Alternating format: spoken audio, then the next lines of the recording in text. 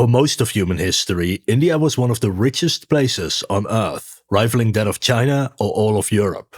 But after 200 years of British colonization, India was left as one of the poorest regions in the world. So in this video, we explain how that happened. Chapter 0. The spice must flow. To understand the colonization of India, we first need to understand what led Europeans to travel there in the first place. You see, we Europeans have a problem.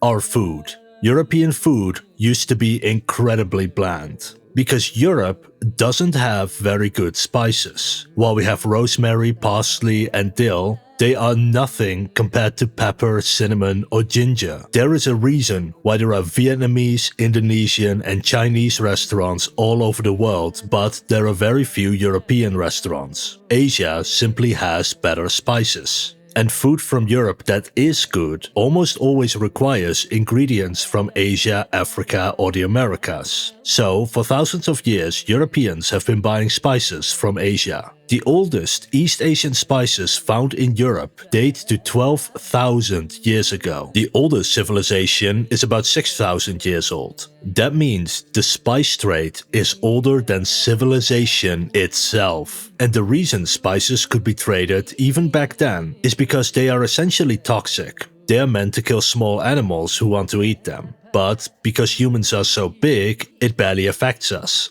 But because it is still slightly toxic, it means that spices can take years to spoil, therefore making the spice trade possible even in the Stone Age.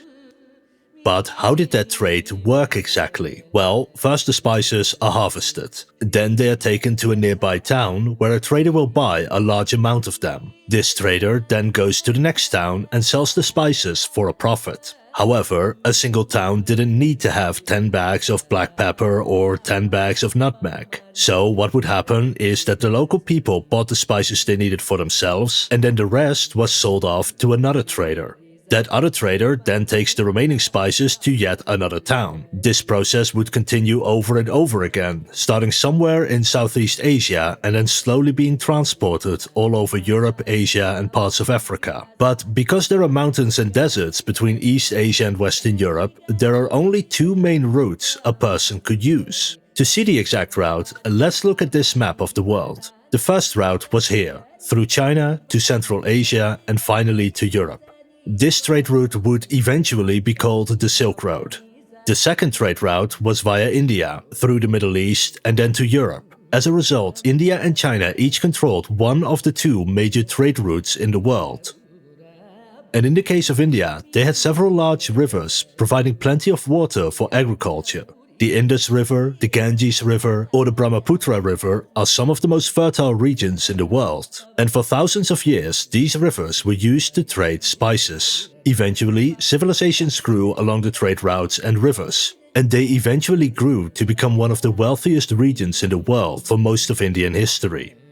And just to be clear, at this time the concept of India did not yet exist, and for most of history, India was roughly this region of the world, which we today call the Indian subcontinent. In the modern world, this region contains the countries of India, Pakistan and Bangladesh. And while the focus of this video is India, we'll also mention the other countries when relevant. Anyway, India was the largest spice market in the world. Eventually, people learned how to build ships that could travel the sea. These trade ships remained close to the coastline, and as a result, those early traders created a new trade route along the coast, going from Southeast Asia, along the coast of India, around the Arabian Peninsula, and all the way to Egypt, meaning India controlled two of the three major trade routes to Europe. And over the course of millennia, the sea route became more important and ships learned to take shortcuts by traveling the seas and oceans. And empires continuously tried controlling these trade routes, not just in India, but also in Europe and the Middle East. And in the 15th century, there was a country that controlled almost all the spice routes, the Ottoman Empire. The Ottomans were Turks who were brought to modern-day Turkey by the Mughal Empire, and the Ottomans had learned from the Mongols on how to rule an empire efficiently and how to conquer your enemies. The Ottomans conquered so many enemies that their empire eventually looked like this. As a result, they controlled both trade routes from India to Europe. And because the Ottomans didn't have any competition in the spice trade, they increased taxes on spices. Taxes eventually became so high that the spice trade to Europe slowed down. This caused a shortage of spices, which meant that the prices would go up even more. Chapter 1. First Contact. Rule of acquisition number 10. Greed is eternal. The farther away from India you were, the more expensive spices became. One of the farthest places from India is Portugal, and in Portugal they found a substitute for spices: sugar, because sugar will make almost anything taste good. And in southern Portugal they grew sugarcane. But as the population increased, so too did the demand for sugar. But in order to grow enough, you need hot, wet climates, and only the very southern part of Portugal and Spain had a climate suitable for growing sugar. However, that land was not enough. And so Portugal decided to colonize the Azores in the Atlantic Ocean and the island of Madeira. Madeira especially was wet, hot and fertile, and they were very far away from Portugal. And remember before when I said that ships like to stay close to the coastline? The reason for that is that if there ever is a problem, such as there is no wind or the wind is blowing in the wrong direction, then you can just go ashore to get food. But if you're in the middle of the open ocean, there is no backup plan. You will eventually run out of food and water. And so Portuguese shipwrights developed a new type of ship, the caravel. This ship has a triangular mast which can be used to sail against the wind, allowing ships to reliably trade with the Portuguese sugar colonies or to just trade faster in general. But with those caravel ships, they were also able to travel a lot farther than just the Azores or just Madeira. In theory, these ships were capable of traveling almost anywhere in the world, as long as they had enough food on board. And because they could now travel anywhere in the world, they saw a new opportunity: sail south to Africa. You see, the coast along the Sahara Desert doesn't have fertile land. The desert transitions directly into a beach, meaning there is nobody to buy food from. At the same time, the winds push ships northward. This means that if you try to sail from Europe to Africa, you will be pushed back to Europe. However, the caravel could sail against the wind, meaning it was now finally possible to travel south and explore the coast of Africa.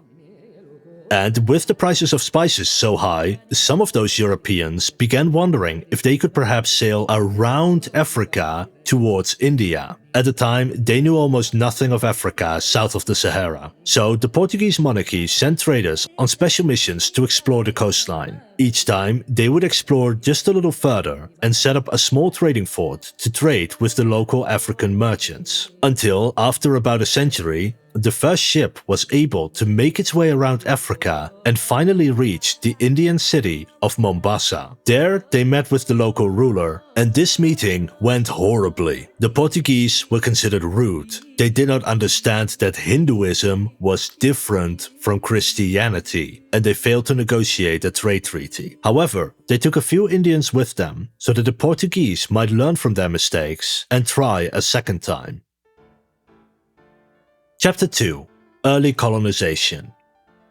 The trade missions that followed were a lot better prepared, and eventually Indian rulers began allowing Portuguese ships to trade in Indian ports. The spice trade that had been destroyed by the Ottoman Empire's taxes was suddenly flaring up again. The first ships that came back earned massive profits. As a result, more trade missions were funded. Ships became larger, journeys more frequent, and fleets more numerous. Eventually, other European powers also wanted to buy spices. The French, Dutch, British, and several others all sent trade missions to India or Southeast Asia. And India rebuilt their ports and trade networks to welcome them all. Just as the Portuguese had done in Africa, all those European empires rented a plot of land to set up their own trade colony in India. They would both buy spices and resupply ships going to Southeast Asia, thereby creating networks of small forts and trading colonies all the way from Europe to the coast of Africa, to India, and finally to Southeast Asia, just to gain access to that delicious spice. However, over time Europeans also became interested in other things, such as Indian textile or indigo, which you can use to dye your clothes with.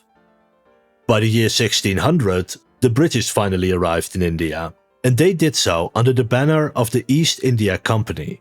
It's called the East India Company because they refer to the Americas as the West Indies. And the reason it was a company and not a country who colonized India is because at first the British only wanted to make money. The goal was not to rule over India, the goal was to trade with India. And so the government gave the company a monopoly on all trade with India and various surrounding regions. Meaning that if you were British and wanted to trade with India, you needed to be a licensed trader with the East India Company. And the reason the British used the monopoly instead of letting multiple companies compete was because collecting taxes on multiple companies was difficult. By buying the monopoly, the East India Company was essentially just paying a tax to the government. Anyone who traded without the company's permission was arrested and the cargo confiscated. But the English government didn't have a police force in India yet, so they decided the company would handle all the arrests, which was easier for them because they knew exactly who worked for them and who did not.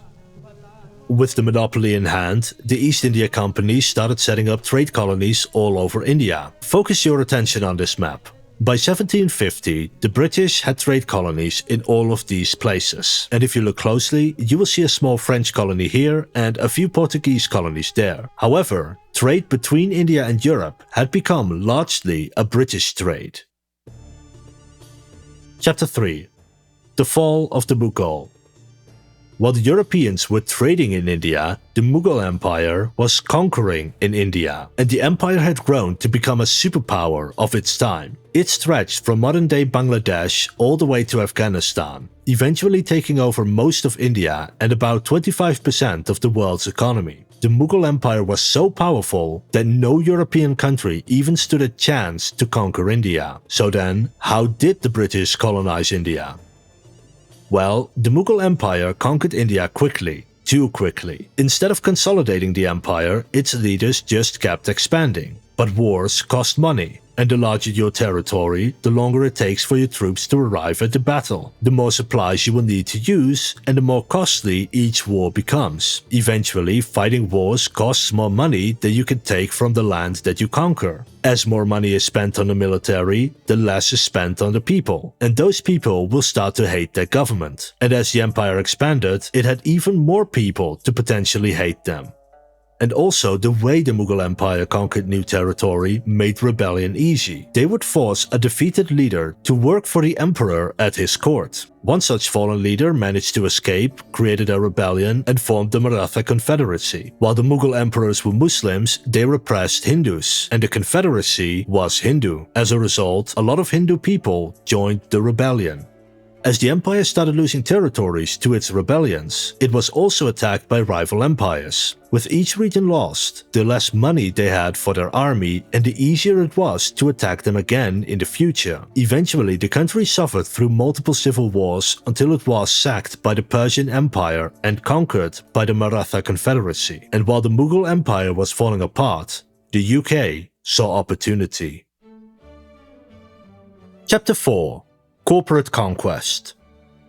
In the year 1756, Britain and France went to war with each other. There are many names for this war. In the US, it's called the French and Indian War. In Europe, it's called the 7 Years' War. And in India, it's called the Third Carnatic War. And in that war, the British East India Company suddenly found itself in conflict with the French East India Company. The British had more money, stronger ships, and better cannons. And as a result, the British East India Company won that fight. However, the company wasn't originally meant to go to war, it was meant to earn money for the shareholders back in the UK. So they wanted to make money off of this military victory. And nobody has more money in an economy than the government. That's because the government has a police and army with which to take taxes. And one of the fastest ways to get rich is to get some of those taxes. The East India Company knew this, and they decided to take a risk. They signed a peace treaty with France and its Indian allies, in which the employees of the company will become tax collectors for the regions of Bengal, Bihar, and Orissa.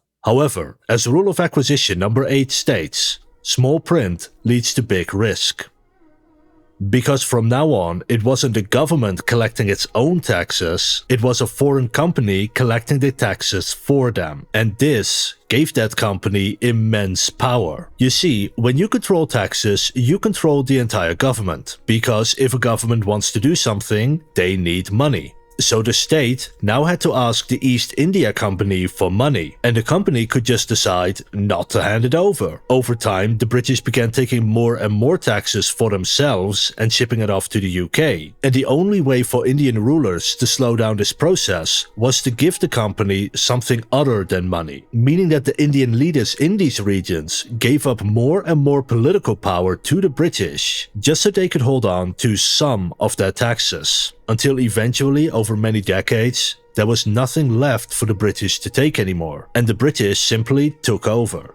A portion of the Indian taxes that the company received was spent on creating a British Indian army with troops from the regions that the company now controlled. And because the UK had some of the best guns, cannons and warships, it meant that this army could prevent anyone from starting a rebellion effectively. However, most of the taxes that the company took from the lands it conquered were sent straight to London and its shareholders. And this in turn was all done with the backing of the British government, because many high-ranking officials were also shareholders of the East India Company, meaning that the shareholders were passing legislation that would make the East India Company more money so that they themselves could earn more money.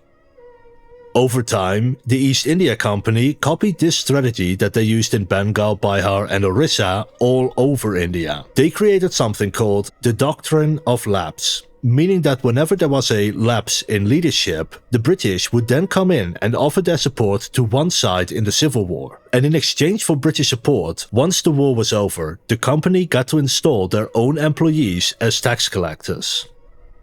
Over time, the British grew more powerful. They grew so powerful that various Indian rulers decided to just join the British willingly. Those Indian rulers would in turn get to keep being in charge of their territory, but they would have to pay taxes to the East India Company. And usually, those taxes were so high that the ruler couldn't invest in economic development or an army strong enough to defeat the British. To show you how this was done, let's have a look at the example of the princely state called Hyderabad. At the end of the 18th century, Hyderabad was forced to sign a treaty with the British in which it became a princely state under the East India Company. Hyderabad was then forced to pay the salaries for all the British officials sent to his territory. And those officials decided to give themselves very high salaries, of course, which Hyderabad had to pay. To give an example, a military commander might receive £5,000 per month, which is about 3.8 million US dollars in today's money. In order to pay for all of these loans, Hyderabad would have to take out a loan. And as part of their treaty with the British, they were only allowed to borrow from the East India Company. And the company, of course, decided to set a very high interest rate of 24%. As the British demanded more money, Hyderabad was forced to borrow even more from the British in order to repay the British. Eventually, they borrowed so much that they would never be able to repay it, and the more in debt they became, the more they were forced to do as the company commanded. Chapter 5. Subjugating India. In order to collect all those taxes, the East India Company needed employees to actually take them. But the more employees you hire, the more salaries you have to pay, and the less money you can give to your shareholders. As a result, the East India Company only ever had a couple of thousand employees stationed in India at any one time, with about 3,000 soldiers under their command, most of whom were from India themselves. There were so few company officials that if one of them turned out to be corrupt and decided to take some of those taxes they were collecting for themselves, then there wasn't anyone to report him. So to make sure the company still got their income, they created a very strict set of rules for tax collection. For example, farmers had to start paying taxes for the land they worked on. The East India Company then counted how many farms there were, how many taxes they would have to pay, and then give one of their employees the task of collecting it. If they didn't get as much as the company predicted, they might get fired or demoted. As a result, anyone who actually cared about long-term development or helping the Indian population would have to divert time away from collecting taxes. If they did that, they were fired and replaced with people who did not care. People who were only focused on taking money from India. Until eventually, nobody in the company cared about anything else except taking money. The tax farmers had to pay was different per region, but usually it was just low enough that an Indian person could survive, but not so high that they could make much of a profit. As a result, this strict tax policy meant that Indians didn't have food or money saved for a bad year. So if the crops fail for just one season, then the Indian farmer couldn't pay their taxes. This was different under Indian rulers, because Indian rulers only demanded a percentage of the harvest, and if a farmer didn't grow enough food, they didn't have to pay taxes. And instead, they were given food from previous harvests so they wouldn't starve. But now, under the East India Company rule, a single bad harvest meant you still had to pay taxes, and if you couldn't pay taxes, you were evicted from your land, meaning you were now homeless. To make things even more difficult for farmers, the British demanded that all taxes were paid in cash. However, up until that point, farmers were allowed to pay their taxes with whatever food they were growing. Within small communities, resources were often shared, and as a result, money was only really necessary for trade with the outside world. But back when cars and public transport did not exist, most people almost never left the community they were born in. To give a personal example, the first time my grandmother was in another country was when the Netherlands was annexed by Germany. As a result, the average farmer did not have cash on them. So now, all over the East India Company's territory, farmers began selling their food to earn cash. But if everybody is selling food at the same time, then the price of that food goes down. And keep in mind that most of India consisted of farmers. So, as a farmer, who are you going to sell food to? Other farmers already have their own food. So even if you have a good harvest, you still wouldn't be able to earn enough cash to pay your tax. Now, normally this isn't too big of a problem, because if a government, for example, takes $1 billion in taxes, then they will also spend $1 billion in taxes. So then money goes from a farmer to, for example, a teacher, who then in turn buys food from that farmer. This is how most economies work today. However, the East India Company's taxes were profit, and that profit was paid out to shareholders in London. In fact, about 2/3 of the British Indian budget was paid out to its shareholders, and the other 1/3 was spent purely on the occupation of India, such as soldiers. On average, the British took about 8% of the total GDP per year, meaning that so much wealth was taken from India and shipped to the UK that India could no longer grow economically.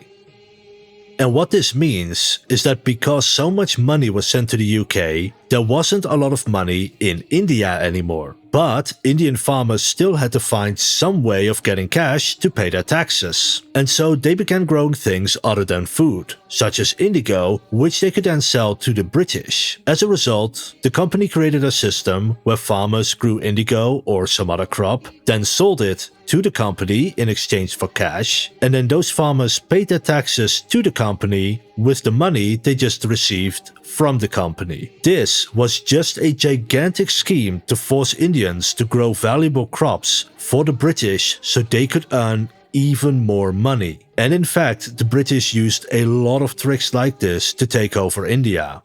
For example, people who still couldn't pay their taxes, even with indigo, were removed from their land. That land was then given to wealthy British people who became landlords. And then those very same Indians who had just been evicted from their land were then rehired by the landlord to grow crops. This was just a giant scheme to take more from India. In the late 18th century, there was something even more valuable than indigo: opium.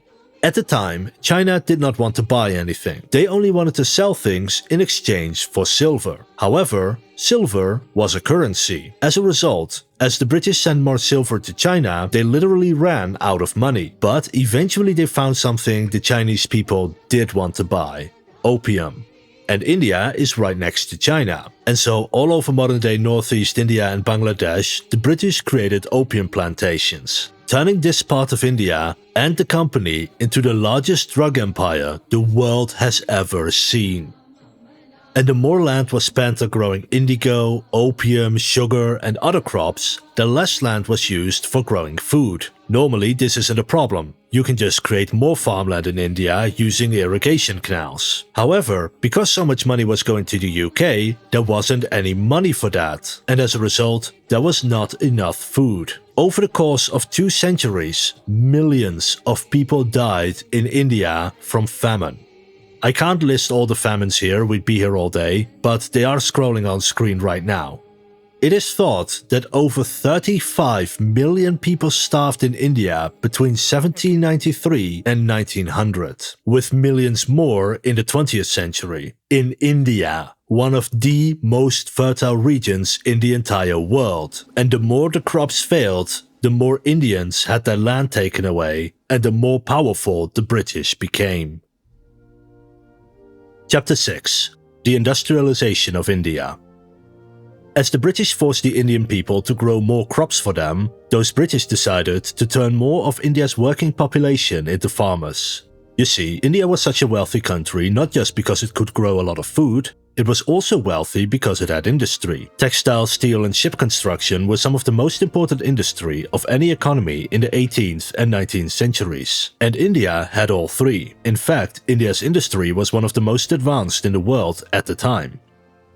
And the British decided they wanted that industry for themselves. They wanted a system where India and other British colonies would produce raw materials like cotton, sugarcane, indigo or gold. Those resources would then be transported to the UK, and there, British factories turned them into manufactured goods, which it sold to the colonies again. The profits on goods were a lot higher than on raw materials, thereby making the British wealthier and keeping its colonies poor and submissive.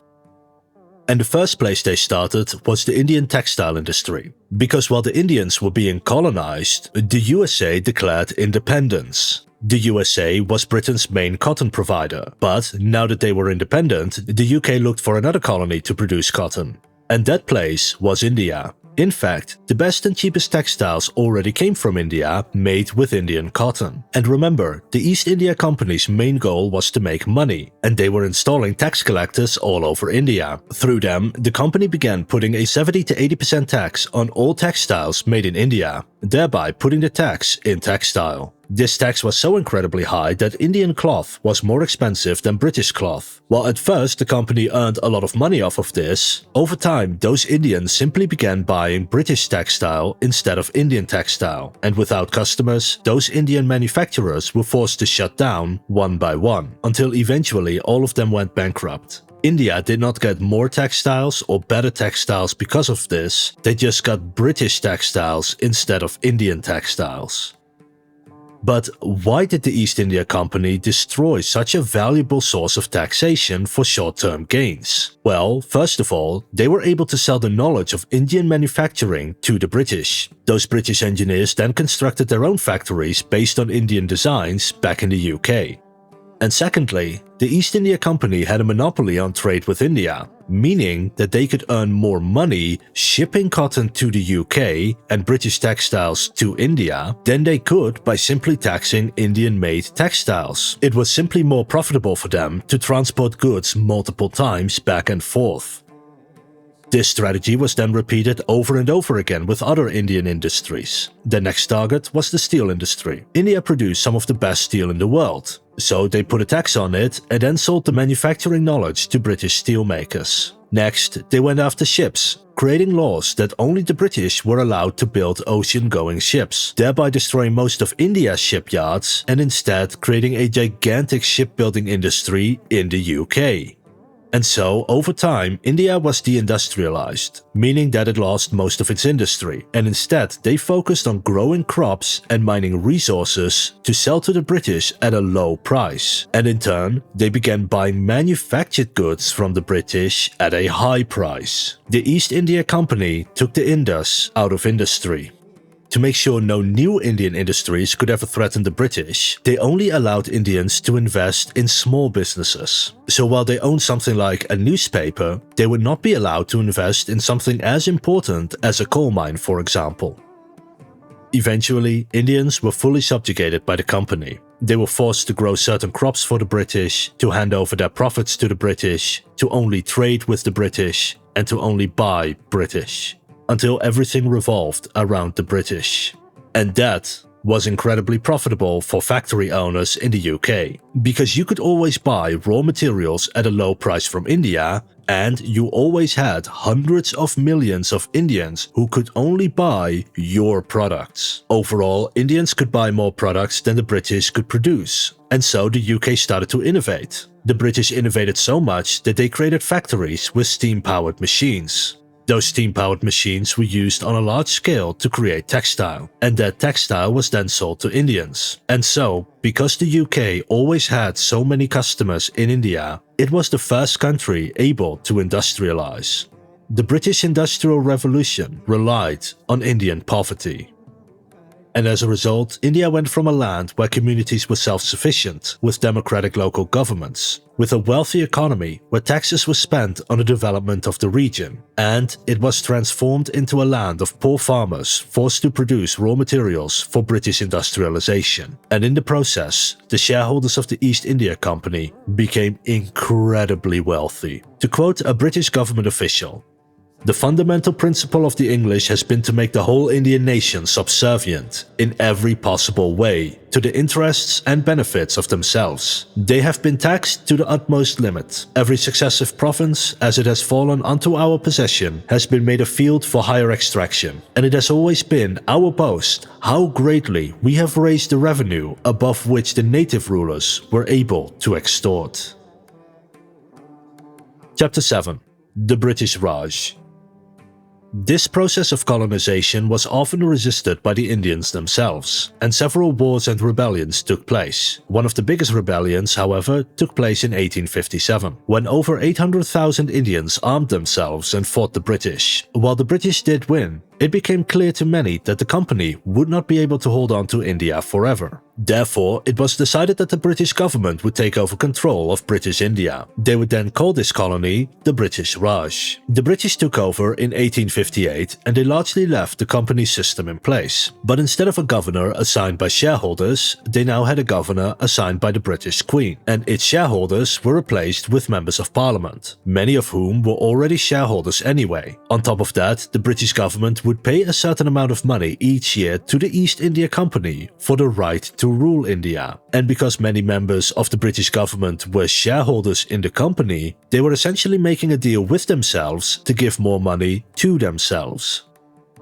However, the biggest fear for the British was still another rebellion. India by the 1850s had around 200 million people. During the rebellion, less than 0.5% of Indians rebelled, and even that was a problem. If somehow millions of Indians started a rebellion, there might not be a lot that the British could do to stop them. That is because they only had around 6,000 administrators, 70,000 British troops, and another 230,000 Indian soldiers. In short, the British were severely outnumbered. Therefore, they started a strategy of divide and conquer. Using this strategy, Indians were divided into as many groups as possible and forced to compete against each other for land, power, and resources. For example, the British did not control all of India directly. They had princely states, and the princes who ruled the princely states were not all equal. Some of them were given special privileges. Some princes had control over other princes. Some princes paid less in tribute, and other princes were allowed to send their children to the UK to receive some of the best education in the world. However, the British would only allow a portion of princes to have these privileges. Those privileges could be taken away at any moment, and as a result, the Indian princes began competing to gain the British favor.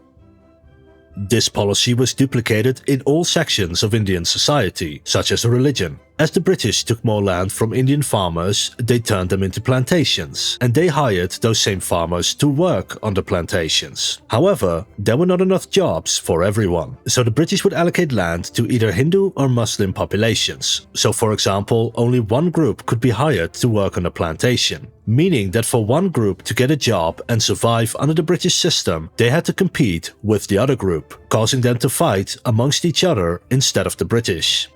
Or they might assign an entire region as either Hindu or Muslim, and then give special rights to just one religious group. A good example is the region of Bengal, which was split into two regions, and one was assigned to the Muslims and one to Hindus, causing eastern part of Bengal to become a Muslim-majority region where Muslims held more rights. However, those Muslims were only barely in the majority, and as a result, the people began fighting against each other instead of the British. And policies like these were copied all over the country, pitting Hindus, Muslims and Sikhs against each other. In order to make those Muslims seem like even more of a threat, the British Indian military would be made up of 50% Muslim, while they were only 20% of the British population. As a result, there were many Hindu villages where the main encounter with Muslims was as a British soldier taking their taxes, and Muslims became a symbol of oppression among the Hindus, instead of the British. As a result of all of these policies, India ended up more divided than ever before. Small issues flared up into large issues, and even today, many of these divisions still exist within India, Pakistan and Bangladesh. Chapter 8. The Indian Civil Service. India is big. India is really big, with over 200 million people. In order to implement all these policies, the British Raj needed some sort of system to oversee all of them. So they created an organization called the Indian Civil Service. This was a copy of the British Civil Service, and it comprises all the people who are not elected by the people or selected by the monarch. This includes mayors, tax collectors, office clerks, etc. And the East India Company employees now became government employees, working within the Indian Civil Service.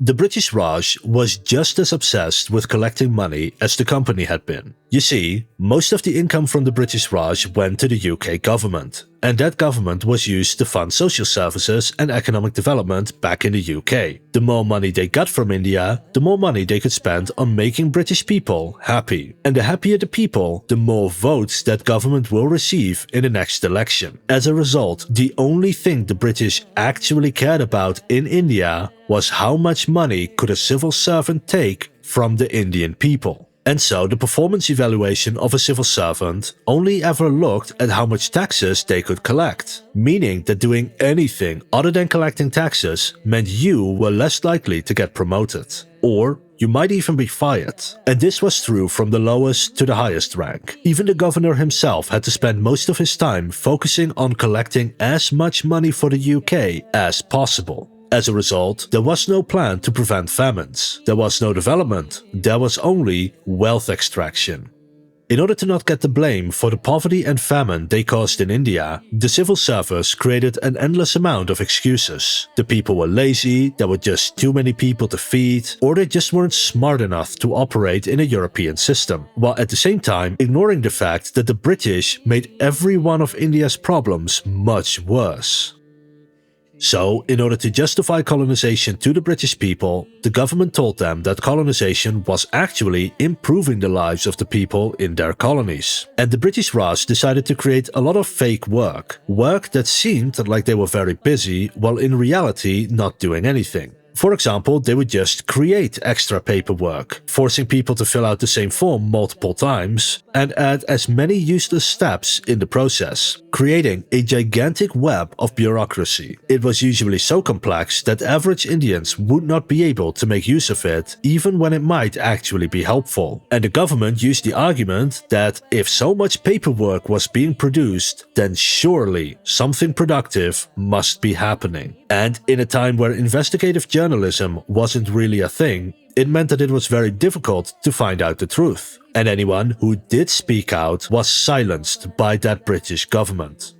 Let's look at one concrete example of how they exaggerated the work being done. There is an account of a 24-year-old district officer with no knowledge of the native people, didn't know anything about the land, and had no experience. However, he had dozens of jobs. I won't read them all out to you, but they are sliding on screen right now if you're interested. And the British Raj argued that someone with so many jobs must surely be productive, right? And while he did attend various meetings, the only actual work he ever did was collecting taxes and sending it back to London. While doing less work, the civil servants in India were actually paid more than the civil servants in the UK. India became a place where minor nobility or the middle class could earn a lot of money and make a career. Some British families lived and worked in India for generations. However, they never saw themselves as Indians. They might be born in India, but live in a British neighborhood, receive a British education, and upon retiring, go back to the UK. And those British people made up around 96% of the Indian civil service. In fact, there were more statues of Queen Victoria in India than there were Indians working in the Indian civil service. While at the same time, the British government systematically denied promotions to Indians within the military or their government. Indians were also paid less than a British person in the same position. Instead, Indian civil servants were placed under the command of less competent British people. And those Indians who were actually allowed into the British Indian government had been anglicized. What this meant is that they studied in Britain, lived a British lifestyle, and now considered themselves to be British. They usually came from the Indian elites who supported the colonization. In exchange for supporting the British, they would be allowed to send their children to British schools. And in time, they would become British. To quote the British Viceroy of India, "We are all British gentlemen engaged in the magnificent work of governing an inferior race." To give one concrete example of how Indian civil servants were treated, let's look at the example of an Indian man called Mr. Chetty. After receiving an English education at Rennes and Oxford, he passed the civil service examination with a very good grade, and so he was posted to a district in India. However, in order to engage with his fellow civil servants, he needed entry into the clubs. At these clubs, deals were made and professional relationships were created. However, they refused to accept Mr. Chetty as a member because he was Indian. And as a result, Mr. Chetty could never engage in Indian politics despite his qualifications. To quote the first Prime Minister of India, "The Indian civil service was neither Indian nor civil nor a service." Chapter 9. Cultural Re-education.